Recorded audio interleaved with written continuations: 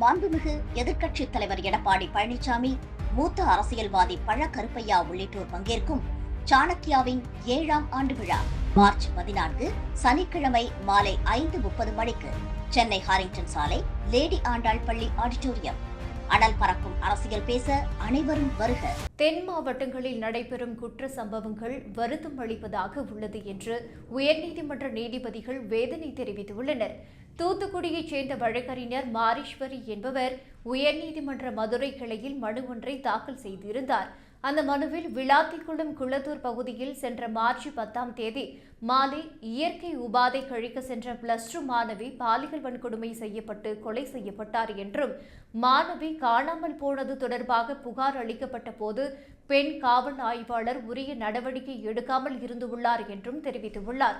மேலும் மாணவியின் பெற்றோரை காவல் ஆய்வாளர் மோசமாக பேசியுள்ளார் எனவும், சம்பவம் நடந்து 2 நாட்கள் கடந்தும் குற்றவாளிகள் கைது செய்யப்படவில்லை எனவும் தெரிவித்துள்ளார்.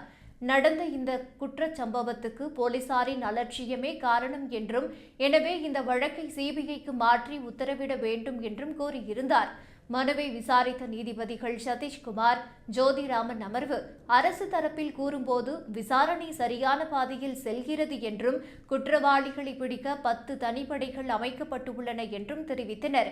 மேலும் விசாரணையை வேறு அமைப்புக்கு மாற்றுவதற்கு எந்த ஆட்சேபனையும் இல்லை என்றும், பதில் மனு தாக்கல் செய்ய கால அவகாசம் வேண்டும் எனவும் அரசு தரப்பில் கோரப்பட்டது.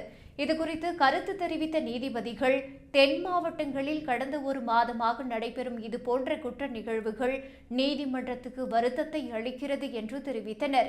குற்றவாளிகளை உடனடியாக கைது செய்ய வேண்டும் என அழுத்தம் கொடுக்கும்போது, சரியான குற்றவாளிகளை கைது செய்யவோ விசாரணையை சரியாக நடத்தவோ முடியாத நிலையை உருவாக்கும் எனவும், வழக்கில் அறிவியல் பூர்வமான முறையில் சான்றுகளை சேகரிக்க வேண்டும் என்றும் காவல்துறைக்கு நீதிபதிகள் அறிவுறுத்தினர்.